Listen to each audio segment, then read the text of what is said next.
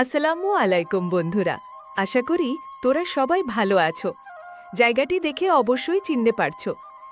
এটি হলো মির্চাগঞ্জ গ্রামের পুল। 2022 সালে অনেক জল হয়েছিল। এবার 2025-এ এমনও হয়েছে এখনো পর্যন্ত জল নেই। মানুষ কি করে পাটা গড়াবে? মির্চাগঞ্জের মানুষ এখনো টেনশনে আছে।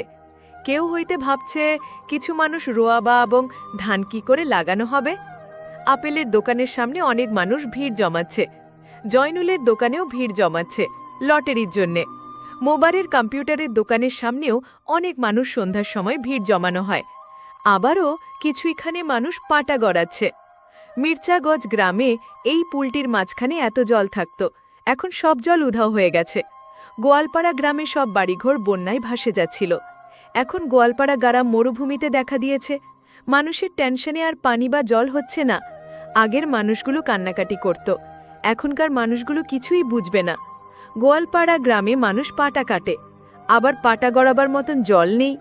এই যে মরুভূমি মাঠটাকে দেখতে পারছেন, এই মাঠে কিন্তু অনেক জল থাকত। কিছুদিনের মতন আবারও জল হবে। মরুভূমি মাটিতে আগের মতন আবারও জলে ভরা থাকবে। এই রাস্তাঘাটগুলো জলে ভরা থাকত। এখন মির্চা ও গোয়ালপাড়ার মানুষ টেনশন এখনও করে। কিছু কিছু মানুষ কান্নাকাটিও করে। মানুষের চোখে জল শুকিয়ে যাচ্ছে, তবুও আমাদের খেতে জল হচ্ছে না। মানুষ কান্নাকাটি চালু করছে, পাট করানোর জন্য জল নেই। এজেড আব্বাস মিডিয়া থেকে ভিডিওটি দেখার জন্য ধন্যবাদ।